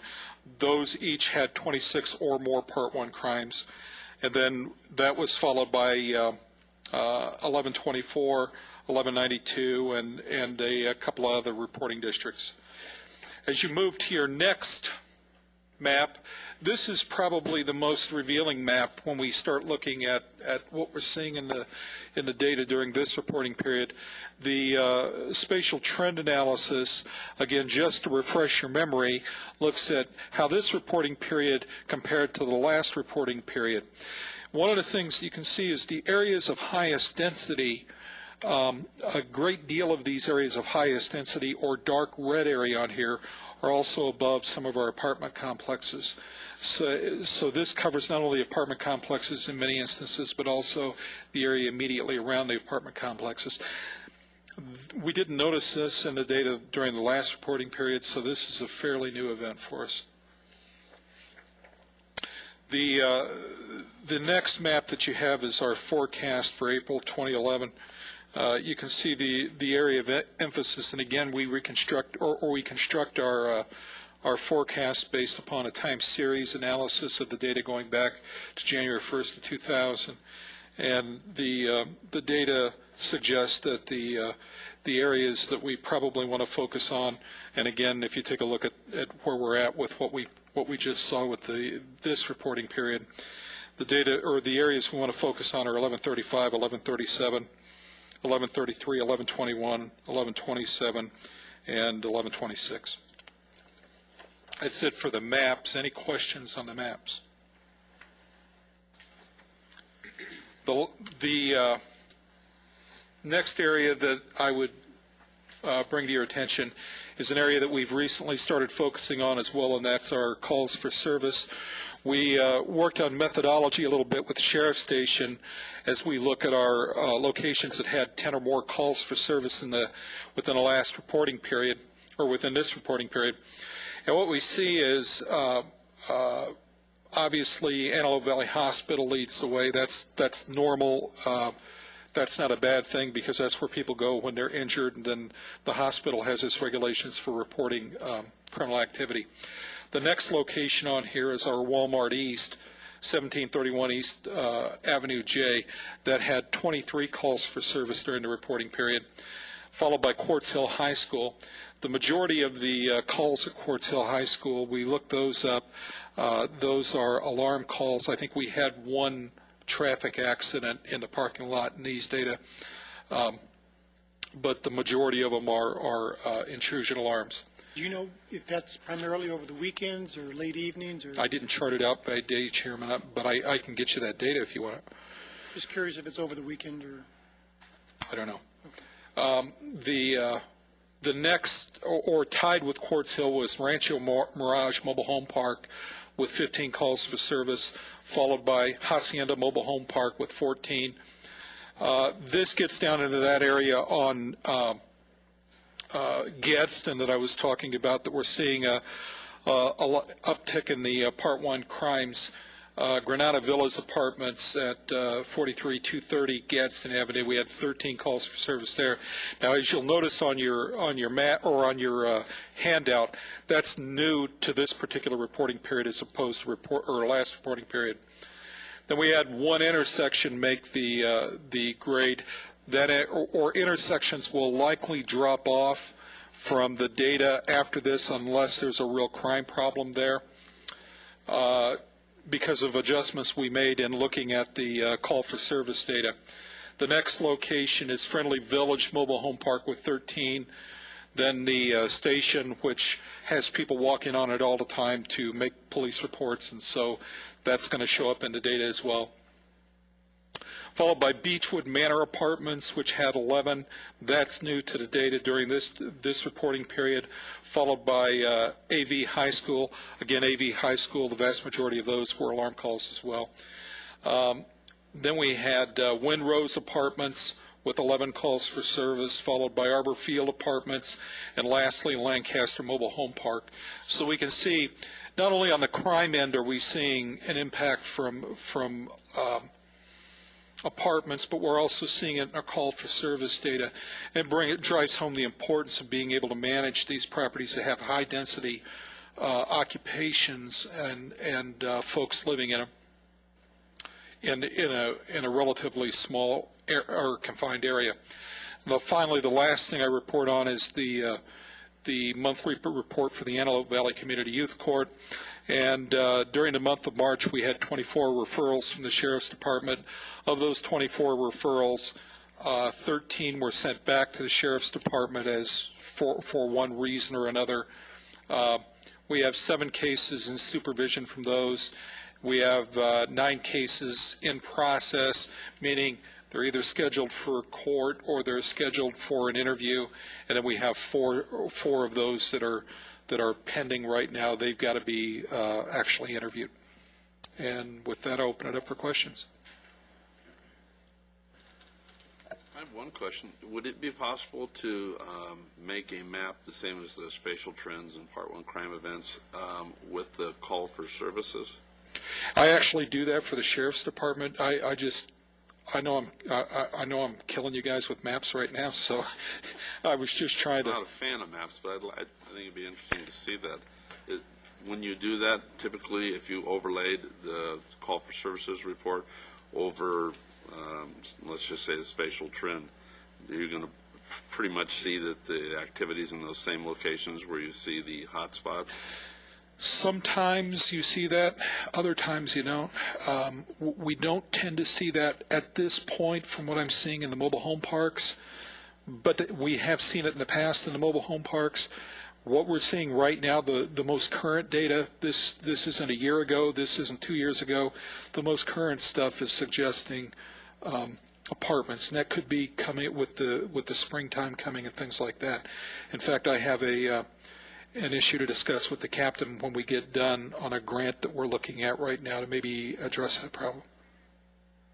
Yeah, I'm just thinking, I would have assumed that you would probably see those, you mentioned in apartments, but I would think the same thing with the density you have in mobile home parks as well.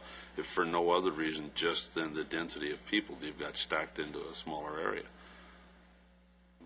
I think that's a good assumption, Commissioner. Just Friendly Village, for example, has 350 units. Right. And they're large. Right. Well, you got the hospital sheriff station, and I understand why, and large apartments, I understand that. Mobile home parks, I understand that. But Walmart sticks out. I mean, the Walmart East is with 23, and we don't see the West Side one or Target or any of the other larger retailers. Why? If I went down a little further, Commissioner, you'd see it. It's just the thing that we're seeing over at Walmart East is they're I would hypothesize, given the work that Mr. DeRico has done and some of the members of this commission, I would suspect what you're seeing is a little bit of the increased enforcement over there. Okay. That's exactly what's going on. There's been a step up increase in not just the Walmart there, but in those shopping centers at that intersection. But this is calls rather than arrests. It would be, the call is initiated by a call. So the store detains someone, let's say, for shoplifting or a shoplift burglary, that initiates a call to the station. Okay. But you're not seeing that at other, I mean, so that's just happens to be the area, and it's because of the demographics there, you're telling me?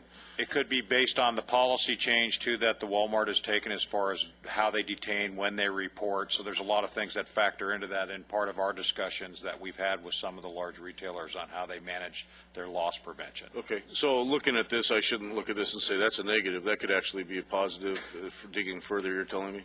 What we want to make sure is that the calls lead, particularly when you're dealing with a commercial establishment, that the call leads to an arrest, because that's identifying a criminal force, and that's identifying criminal activity and actually closing that particular event. So we're not spending additional resources on it. So it could be, and that's where, in fact, one of the maps that I put together for the captain week to week actually lays out for them the crimes and who's in custody, or which crimes have somebody in custody and which ones don't. So they can say, good job on the ones in custody, and move on to the ones where there isn't anybody in custody. That makes sense. Thank you.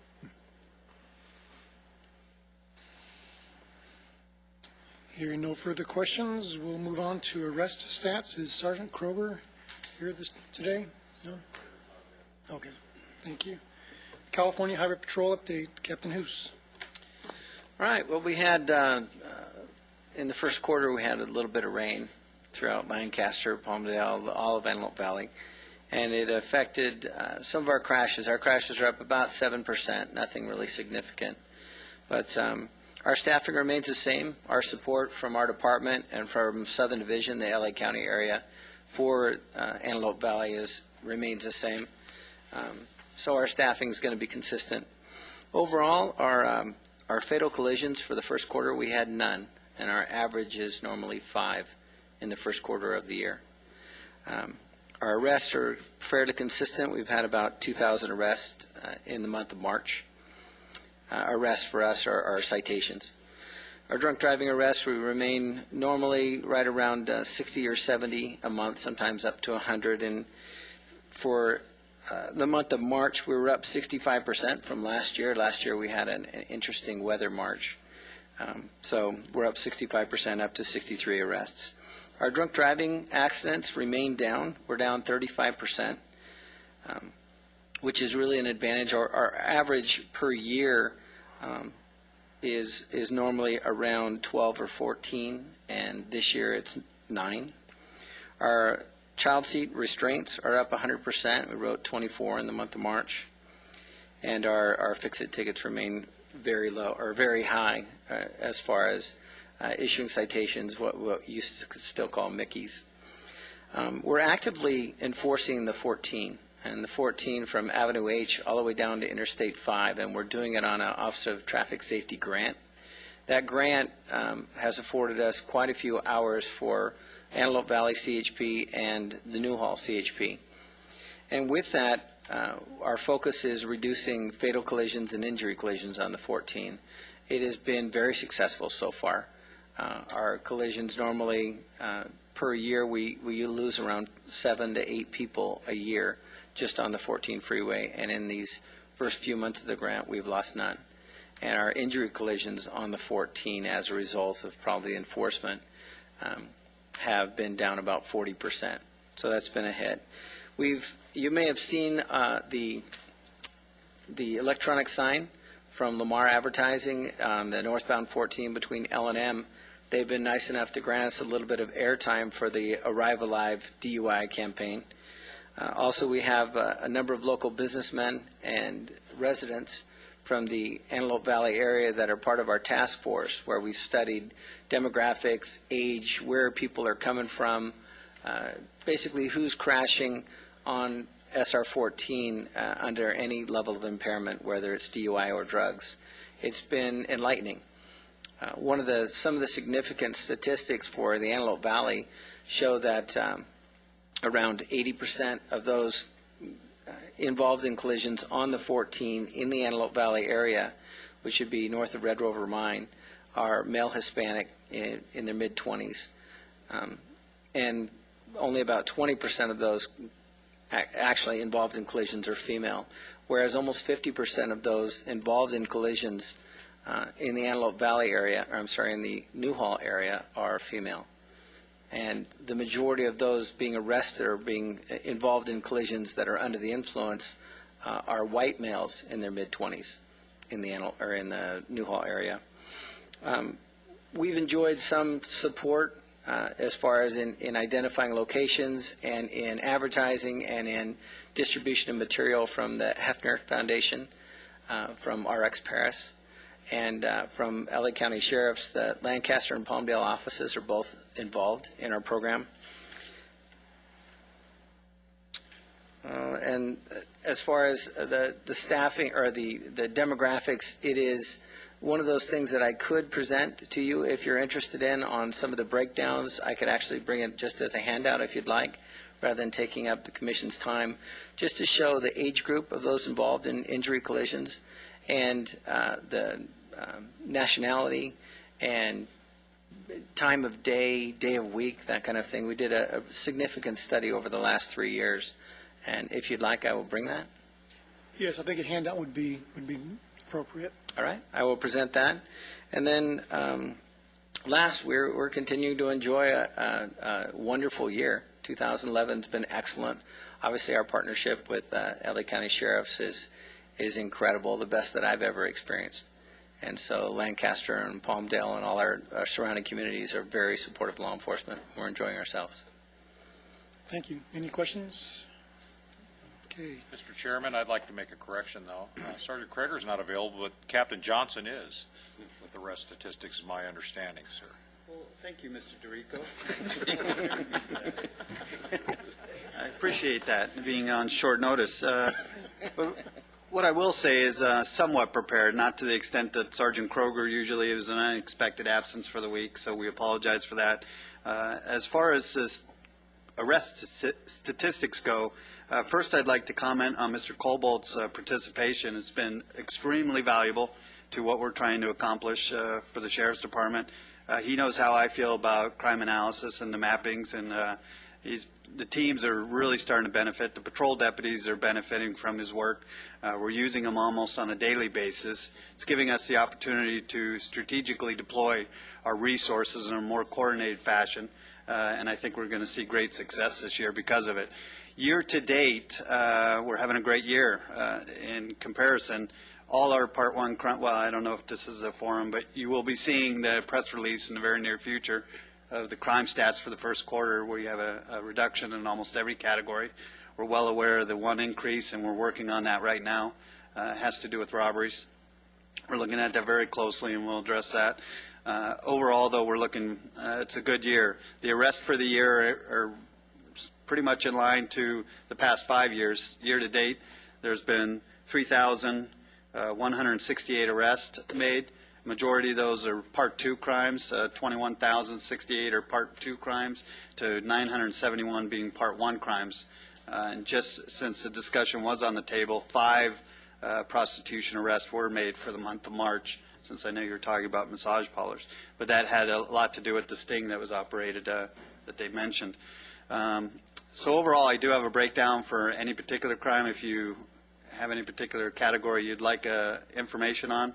But so far, I agree with Captain from CHP. It's been a great year, and it's going to be a great year. We are working with them on their grant in the sense that we've directed our personnel to try to coordinate some of our DUI checkpoints to coordinate with what they're doing.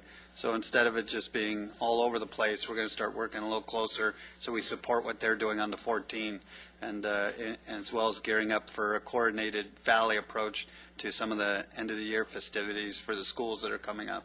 So we'll have a couple of those checkpoints in place for the graduation ceremonies. Other than that, I'm available for any questions in particular. No questions? Thank you, Captain Johnson, and again, extend a warm welcome. Glad to see you here and being on board, and thank you. Things are going well. Thank you. District Attorney update. I know Mr. Franklin was unable to attend today, so we'll move on to the report on Neighborhood Impact Program. Commissioner Harris. Good morning.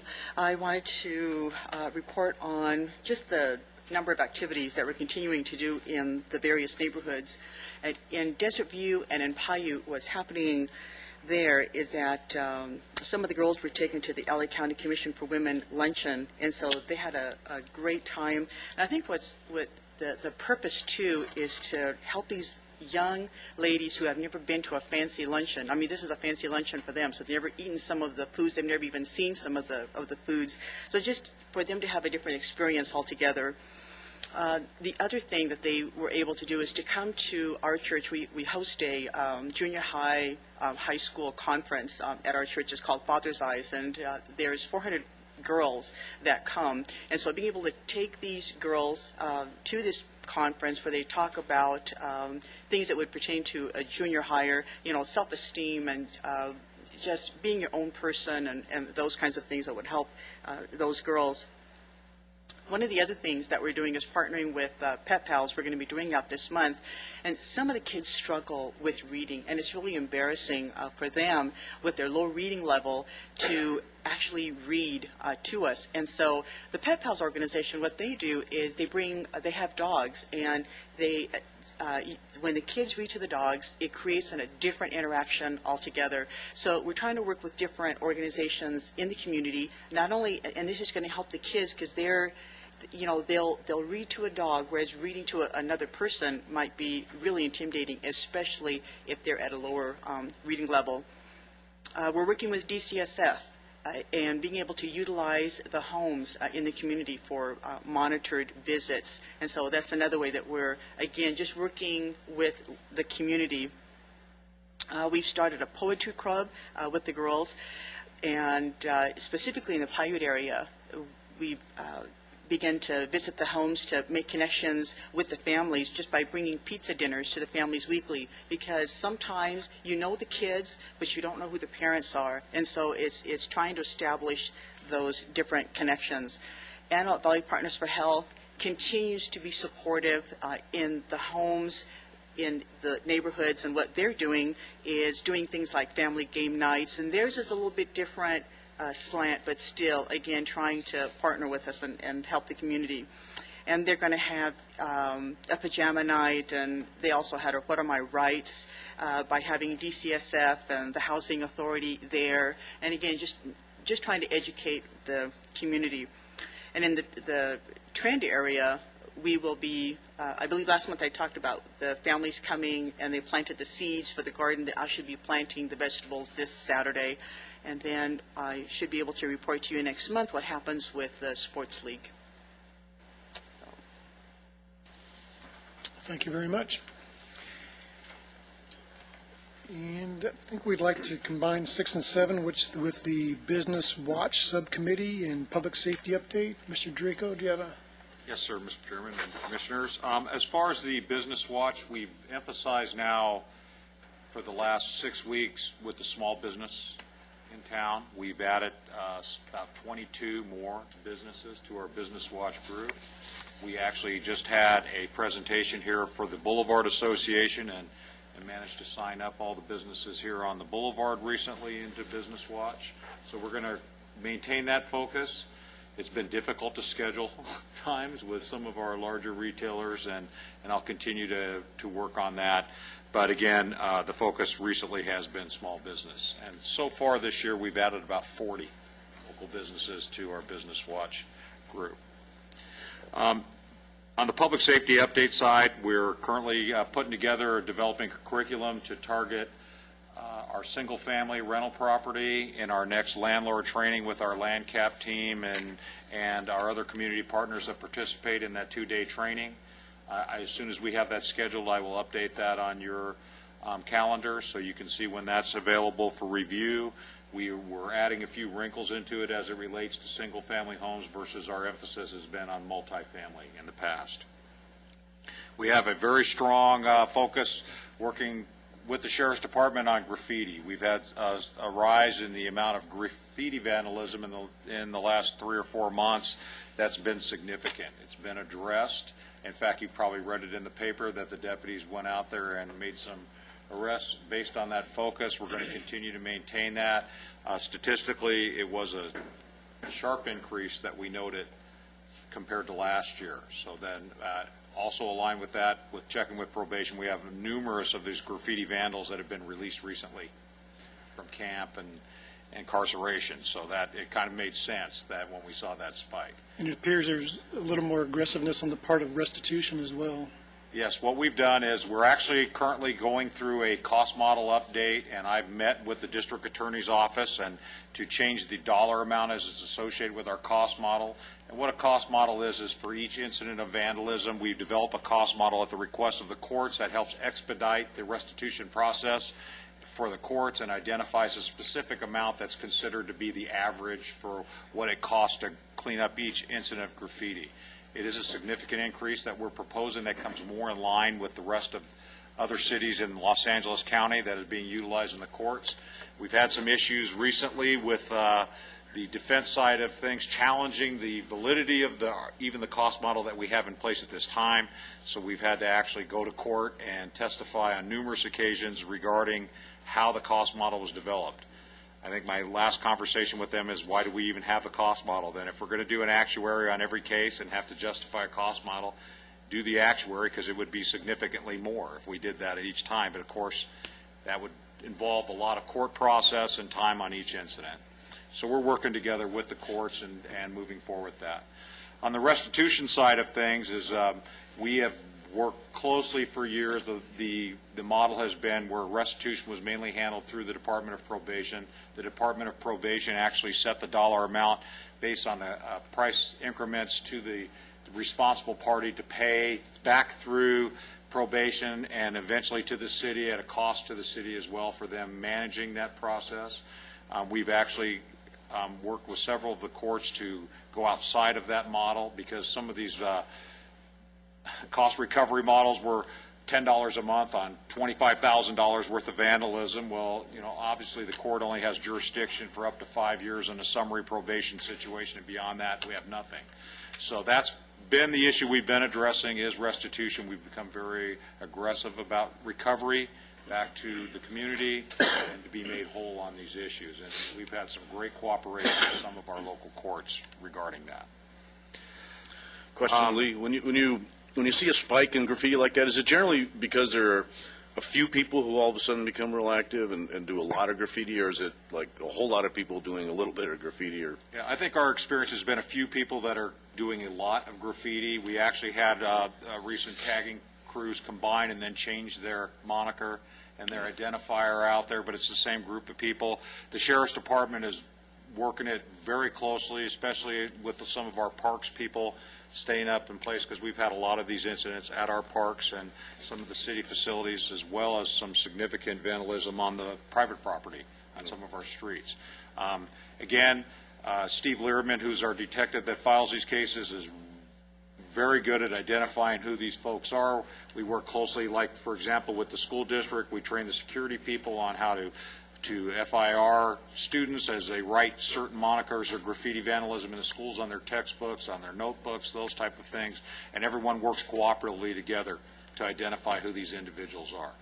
We also have a very active, some of our neighborhood watch groups are very active and know who these individuals are in their neighborhoods, and they've notified us when they've come out. Then we've seen the spike in the vandalism in the area and the changes, and that's how we've identified who they are. So that's worked out very well. And then lastly, we're going to have quite a safe public safety area set up for the Poppy Festival this weekend. I'd invite all of you. I've about doubled the size of the area that we had last year, so we'll have a representation of the different enforcement entities here in the community, as well as the fire department, and kind of showcase all the things that these different groups are doing out there as they work here within the city. We'll also have a CERT group representation. We'll also have Janie will have something set up from Weed and Seed and some other informational items that we'll have there that relate to advocacy groups and things in the area. That's all I have. Great, thank you very much. Public business from the floor, non-agendized items. We have no speaker cards. Okay, commissioner comments. Any comments prior to adjourning today? Yeah, I just also wanted to welcome Captain Johnson and congratulate you on your promotion to captain. I know I've worked with you, and I know you're going to be a great asset to our forum here. So welcome. Okay, thank you. And this meeting stands adjourned at about 12:05. And our next one will be Wednesday, May 11th, 10 a.m. Thank you.